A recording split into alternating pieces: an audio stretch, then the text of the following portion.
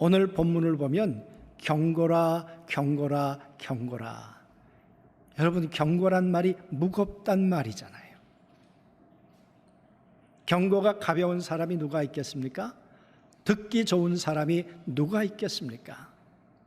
경고는 누구에게나 압박이고 위협입니다. 그런데 오늘 하나님은 바벨론이라는 나라, 그리고 하나님은 에돔이라는 나라, 아라비아라고 하는 이 세 나라, 이스라엘을 중심으로 주변에 있었던 나라들을 경고하고 계세요. 여러분, 왜 그 나라들은 경고를 받았을까? 또 경고를 받은 그 나라들은 어떻게 됐을까? 그리고 이 경고들은 언제 예고하신 것일까? 여러분, 우리나라가 200년 후에 어떻게 될까요? 이씨 조선이 500년 만에 문을 닫았는데요, 이 대한민국은 몇 년이나 갈 것 같습니까? 앞으로 200년 후에 우리가 통일을 하고 저 옛날에 우리의 선조들이 말 타고 달렸던 그 발해를 우리가 다시 회복할 수 있을까요? 아니면 이 땅에서 대한민국이란 나라는 사라져 버릴까요? 여러분, 그건 모를 일입니다. 우리는 모릅니다. 그러나 하나님은 알고 계십니다. 오늘 이 말씀은 이사야가 약 한 200년 전에 이사야가 한 말입니다. 이사야는 예수님 오시기 약 700여 년 전에 활동했던 선지자입니다. 그런데 오늘 예언했던 이 말씀이 이루어졌던 때는 538년경입니다. 바벨론을 기준으로 잡는다면, 그러니까 200년 후에 이 땅의 국제정세가 어떻게 될 것이며 이 땅의 역사가 지형이 어떻게 변할 것을 알고 계시는 분이 하나님이세요. 그 하나님께서 그 후대의 일들을 오늘 이렇게 말씀하고 계시는 거죠. 21장 1절에 보니까 해변 광야에 관한 경고라 그래요. 여러분, 말이 좀 모순이 있어요. 해변이 어떻게 광야가 될 수 있어요? 바다가 어떻게 광야가 될 수 있어요? 바다가 메말라 광야가 됐다는 이야기는 심각한 문제가 발생했다는 거겠죠. 오늘 해변 광야라, 이 말은 바다 광야 이런 말이에요. 바벨론을 가리켜서 바다의 나라라 그랬습니다. 바벨론은 유브라데스 강과 티그리스 강이 두 개의 넘실대는 강물이 언제나 넘쳐났던 그런 곳이었어요. 그래서 사람들은 말하기를 바다야, 마르지 않는 강물이야. 이 강물이 있는 한 우리는 먹고 사는 문제에 우리는 어려움이 없을 거야. 이 바다가 있는 한 우린 어업 문제가 없을 거야. 그렇게 살았던 바벨론이었어요. 그런데 하나님이 보실 때 광야라는 거예요. 먹을 것도 없고 마실 물도 없고 하루하루 살아갈 수 없는 그 광야 같은 그 모습이 바벨론 너희야. 아니, 우리 잘 살고 있는데요. 아니, 바벨론 너희 광야야. 오늘 우리가 그럴런지 모르죠. 우리 이렇게 잘 살고 있는데요. 우리 넘실대는 바다 덕분에 이렇게 부여를 누리고 있는데요. 그런데 하나님께서 아니, 광야야. 그러면서 오늘 이렇게 말씀하세요. 적병의 광야에서, 두려운 땅에서 내게 회오리 바람같이 몰려왔도다. 그 말은 전쟁이 네 앞에 있을 거야. 저 네겝이라고 하는 사망에서부터 오는 그 전운의 먹구름들을 네가 막을 수가 없어. 넌 광야야. 어쩌다가 이 나라는 광야가 됐을까요? 어쩌다가. 그러면서 하나님이 보여주시는 묵시인데, 하나님이 보여주시는 비전인데 여러분 그 이상이 너무 두려워요. 그래서 혹독한 묵시라. 내가 보았도다. 속이는 자는 속이고 약탈하는 자는 약탈하도다. 엘람이여 올라가고 메대여 에옷사라. 그의 모든 탄식을 내가 그치게 하였노라 하시도다. 오늘 이사야가 보는데 혹독한 묵시예요. 혹독한 현실이에요. 바벨론을 중심으로 일어나고 있는 일이에요. 여러분, 이 엘람은 지금의 이란의 남부예요. 메대. 여러분, 이 두 나라가 일어나라는 거예요. 왜? 바벨론하고 동맹을 하고 있었어요. 우리 손 붙들고 잘 살아보자고 했던 나라들이에요. 그런데 여러분, 이 나라가 배신하고 이 나라가 파괴하기 시작한 거예요. 우리 성경하고 다른 성경 표준 세번역하고는 조금 번역이 다릅니다. 우리 표준 세번역은 우리 박철호 목사님이 번역하신 책입니다. 그래서 여러분들 성경 보실 때 혹 이해가 안 되시면 표준 세번역을 옆에 놓고 보시면 훨씬 더 선명하실 수가 있습니다. 그 번역본에 보면 배신한 그 메대 파사가 파괴자로 바벨론을 향해 지금 침공에 들어온다는 거예요. 동맹이었는데 그가 보았던 모습은 더 기가 막힙니다. 이러므로 나의 요통이 심하여 해산이 임박한 여인의 고통 같은 고통이 나를 엄습하였으므로 내가 괴로워서 듣지 못하고 놀라서 보지 못하였도다. 하나님이 보여주시는 것, 나의 미래, 내 동족의 미래가 아니고 바벨론 그 나라의 미래를 보는데도 너무 두려워서 귀를 닫고 눈을 닫아버릴 수밖에 없었던 그 나라가 바벨론이라는 거예요. 여러분, 바벨론이 어떤 나라입니까? 성이 100개나 되는 나라예요. 성문이. 그리고 그 성 위에는 마차가 다닐 만큼 대단한 성벽을 가지고 있었던 나라예요.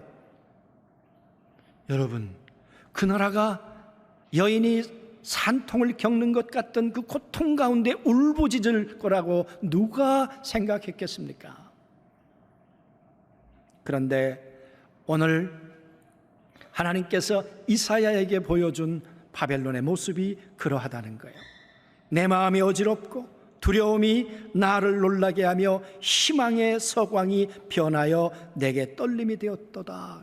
희망의 서광이란 새벽빛 같은 아침이기를 기대했는데, 그런데 그 나라가 흑암처럼 변해 버렸다는 거예요. 왜 그렇게 됐을까요? 그들이 식탁을 베풀고 잔치를 베풀고 파수꾼을 세우고 먹고 마시도다. 너희 고관들아 일어나 방패의 기름을 바를지어다. 바벨론이 주변 나라들을 다 정복했어요. 이스라엘을 정복했어요.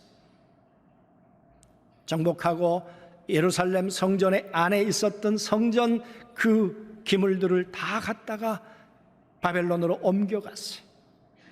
그리고 성물에다가 술을 따르고 그들이 파티를 했어요.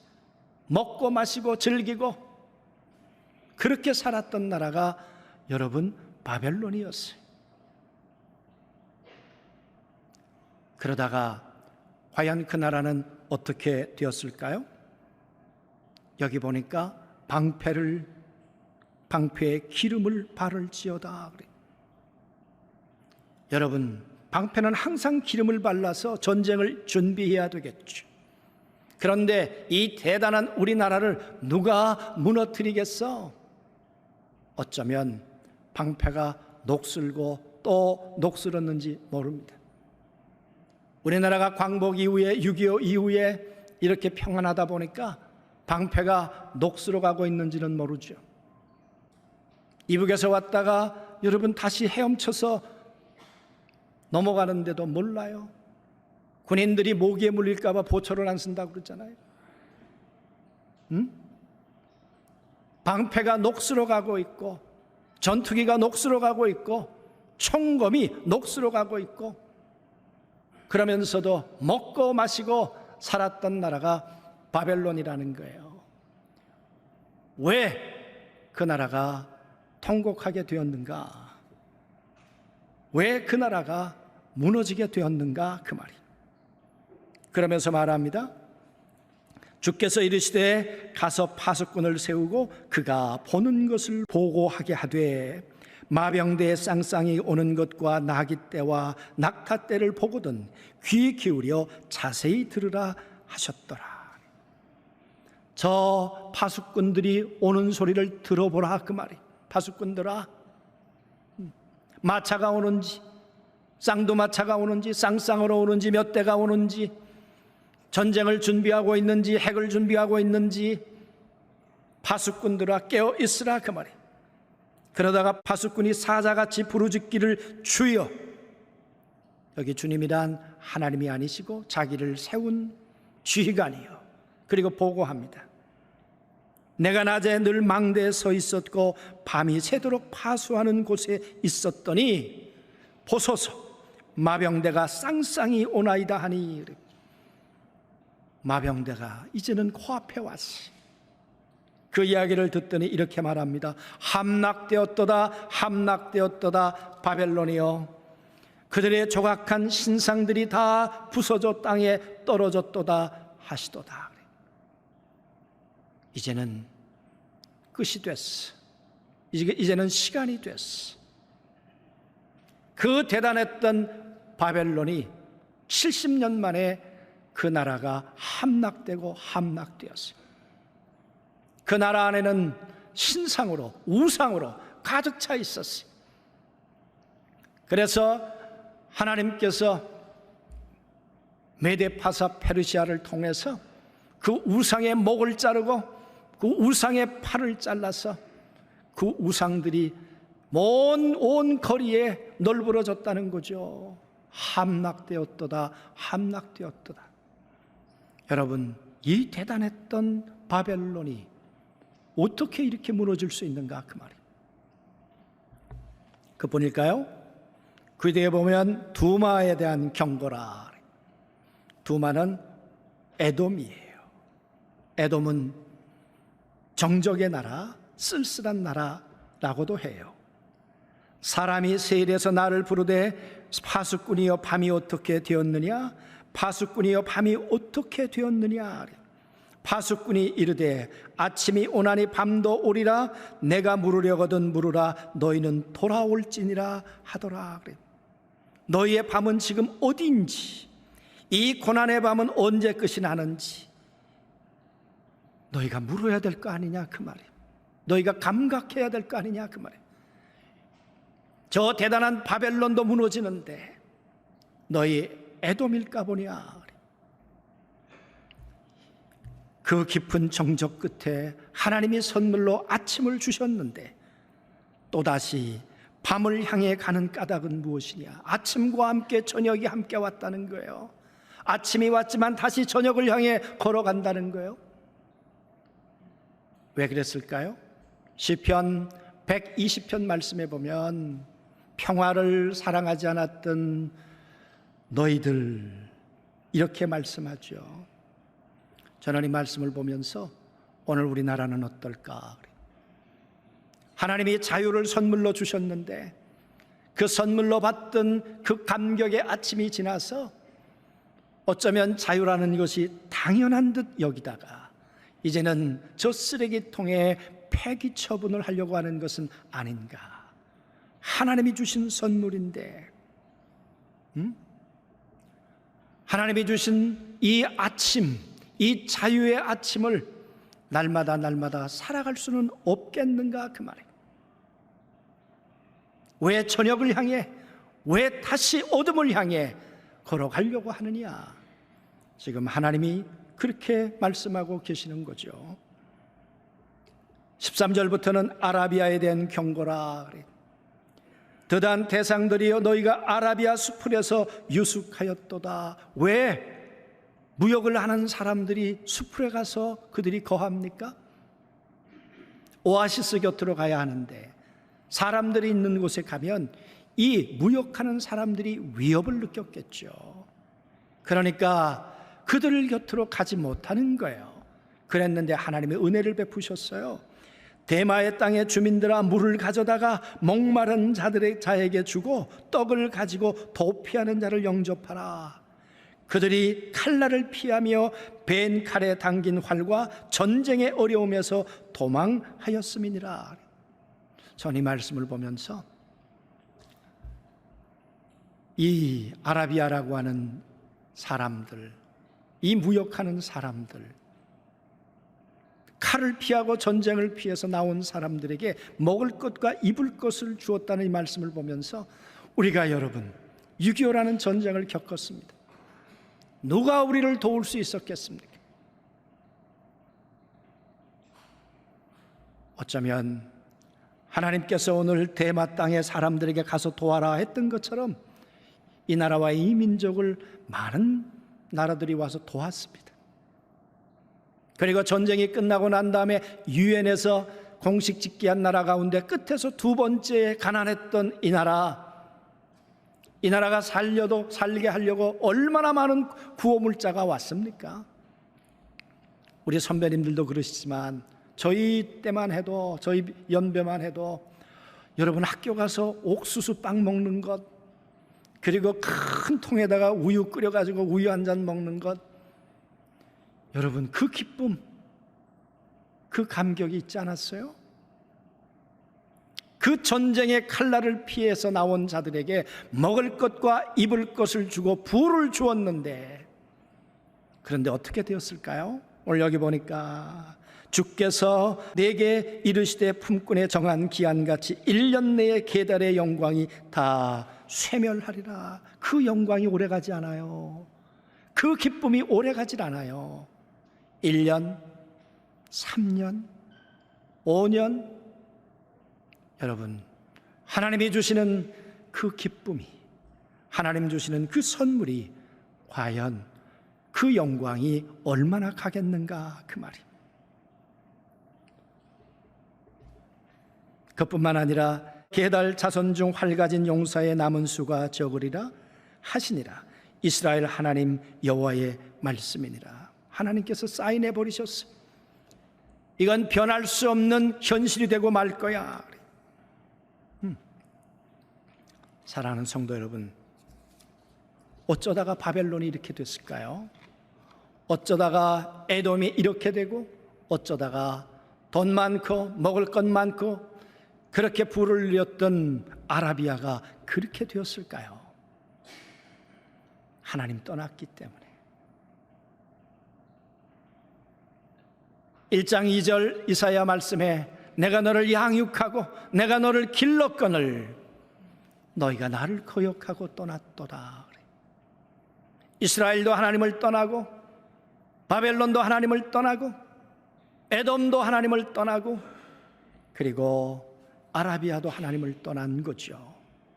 여러분, 이 나라와 이 민족이 하나님 떠나가도 살 수 있을까요? 이 나라의 민족이 힘 있는 나라와 동맹을 맺었다고 안전할까요? 에돔과 메대가 바벨론과 동맹이었다니까요. 여러분, 어제의 동맹이 오늘의 원수가 될 수 있는 것이 여러분 국제 정세 아닙니까? 동맹은 하나님과 맺어야 합니다. 사람과의 동맹은 무너지지만 하나님과의 동맹은 무너지지 않습니다. 하나님은 아침을 살게 하시는 분이십니다. 감동의 아침을 선물로 우리에게 주시는 분이 하나님이십니다. 그 하나님은 아침을 준비하고 계신 분이고 태양을 다스리는 분이시기 때문에 그렇습니다. 하나님을 모르면 인간은 저녁을 향해 갑니다. 정적을 향해 갑니다. 그러나 하나님을 믿고 하나님을 아는 사람은 하나님이 주실 아침에 거하는 믿음의 사람들이 될 줄로 믿습니다. 하나님을 떠나면 바다도 광야가 되지만 하나님이 함께 계시면 광야도 바다처럼 살아갈 수 있어요. 매일매일 만나를 주시는 감격의 아침을 하나님으로부터 우리가 얻을 수 있다, 그 말이에요. 이 광야에 먹을 것이 없고 입을 것이 없는 그 광야를 매일매일의 식탁으로 우리에게 차려주실 수 있는 분이 하나님이시란 말이에요. 저녁에 내일은 뭘 먹을까, 아침은 뭘 먹을까 고민하는 그들에게 아침과 함께 하나님은 감동을 준비하고 계신 하나님. 사랑하는 성도 여러분, 이 나라와 이 민족이 아침을 살았으면 좋겠습니다. 하나님을 떠나면 장수도 아이가 되는 거예요. 그러나 하나님과 함께 있으면 아이도 장수가 되는 거고요. 이 민족 75년을 생각해 보면 하나님이 손길 아니면 오늘이 있을 수 있었을까? 오늘의 이 영광이 우리에게 있을 수 있었을까요? 그러나 하나님 떠나면 이 영광도 한 해를 넘기지 못하는 하루살이 영광이 될 수 있습니다. 사랑하는 성도 여러분, 오늘 이 광복절을 맞이하면서 이 나라의 민족이 바벨론이 아니기를 원하고 에돔이 아니기를 원하고 이 나라의 민족이 아라비아가 아니기를 원합니다. 저녁이 아니라 아침이기를 원하고 절망이 아니라 희망이 있는 나라, 이 나라 이 민족이 되기를 소망합니다.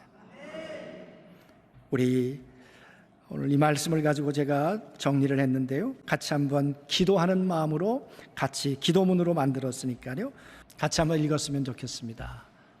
넘실대는 강물의 바다 같은 나라, 그러나 강바닥이 광야처럼 갈라진 나라, 동맹이란 애민 손에 취했었던 장수의 나라, 그러나 배신자의 파괴를 막기엔 아이가 된 나라, 선지자가 그처럼 보고 싶어 했던 새벽빛 나라, 그러나 선지자를 흑암의 공파로 몰아넣은 나라, 파수꾼이 외치고 밤새워 지키다 또 외친 나라, 그러나 파수꾼의 두 눈과 두 귀를 멀게 한 나라, 잔치상에서 먹고 마시다 방패에 기름친 나라, 그러나 신상이 땅에 나뒹구는 함락의 끝을 본 나라, 정적의 나라 에돔아, 너희의 밤은 지금 어디에 있는지, 이 고난의 밤은 언제 끝이 나는지, 또 깊은 정적 끝에 아침이 왔지만 또다시 밤을 향해 가는 까닭은 무엇인지, 너는 해가 지지 않는 아침의 나라가 될 수는 없었더냐.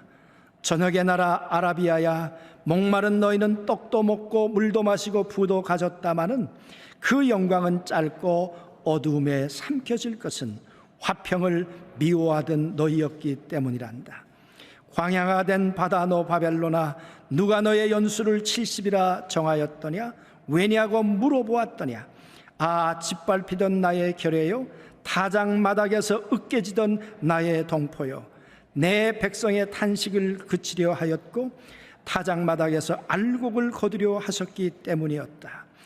100여 년 긴 시간을 넘어 나라의 흥망성쇠를 주관하시는 하나님, 내 아비 어미가 죽어 흙이 된 나라, 내가 죽어 땅이 될 나라, 내 자식이 살아갈 이 땅 대한민국이 해가 지지 않는 아침의 나라가 되게 하옵소서. 여러분, 70년이란 연수를 왜 하나님이 바벨론에게 정하셨습니까? 2절 끝에 보면 그의 모든 탄식, 내 백성의 탄식을 내가 그치게 하였노라. 내가 그 바벨론의 포로로 잡혀있는 내 백성들의 탄식을 그치게 하시려고. 왜 하나님께서 그들을 짓밟아 타작마당에 두었는가? 타작마당은 심판이에요. 그러나 그 심판을 통해 알곡이 되는 자들을 다시 바벨론으로 돌아오도록 하게 하시려고. 역사의 주인이 하나님이세요. 그 하나님을 의지하는 아침의 나라 대한민국이 될 수 있게 되길 주의 이름으로 소원합니다.